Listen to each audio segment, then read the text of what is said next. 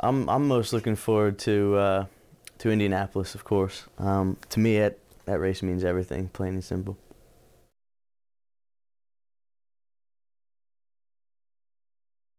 Uh, as far as circuit layouts go, more like to make it challenging for me as a driver, I think is just it's when your car's not working. As far as circuit layouts go, I like the really technical ones and you know, ones with a lot of different types of corners. As far as road courses go, but it can be a lot of fun if the thing's working for you. But if it's not working, it's going to be a long day, almost no matter where you go. But I guess to answer the question, a place like Edmonton or something like that is probably the most challenging.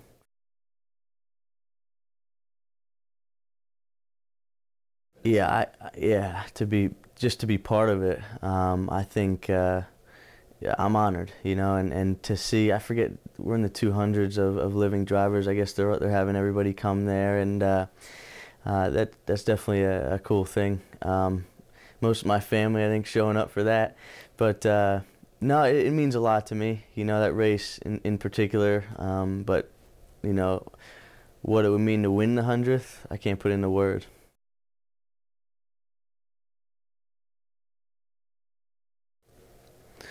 Uh, Man, that's a tough one. What do you think, Ray? Invisible Man, Incredible Hulk. Yeah, probably the Invisible Man. That'd be pretty fun.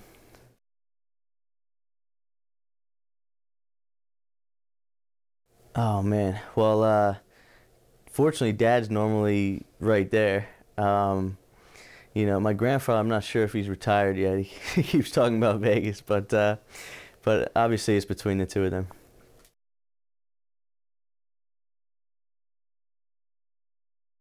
Yeah, I like the diversity. I think that's what makes IndyCar.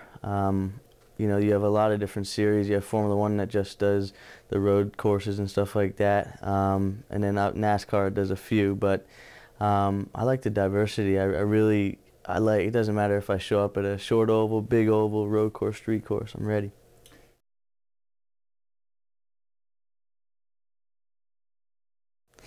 Well, I mean, away from the track at home, I mean, all we can do is just to make sure that we show up mentally and physically ready.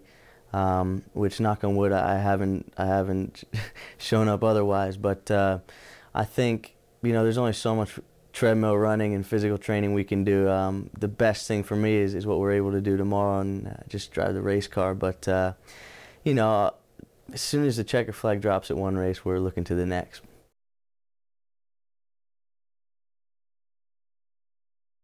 Yeah, actually, fortunately, I haven't been the scapegoat yet, but you know, I think having Conway in the team, he was a pretty good prankster.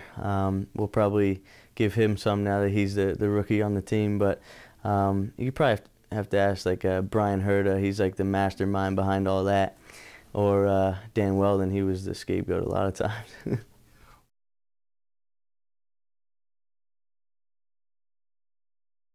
I think the fun part, I mean, for me as just as far as the pure driving goes, is that it's kind of all back to square one. You know, like it is on any given race for us. It's about getting everything right and stuff like that. But I think it's gonna be, I think it's really gonna be about who gets it together the quickest. You know, as far as well, you got to pick the right packages and stuff like that, which is that's out of my hands. But you know, I'm sure we'll have a bit of a say. But in the end of the day, you know, money makes the world go round. So whatever we can get, whatever the bosses make, you know, the decision, that's what it's going to be. So we're racing drivers. We'll deal with it.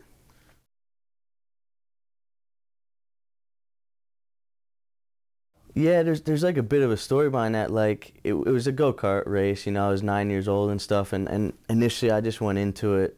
I had to do it, you know, and I put so much pressure on myself.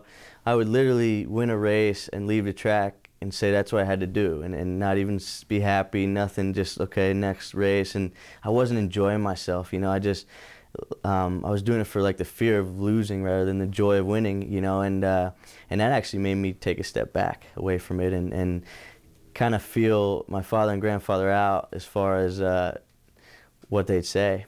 And they accepted it. You know, they said that's fine, you don't have to. And from there on out, it was okay. I actually really want to do this. You know, I couldn't stand not being, not driving. You know, so so that's that.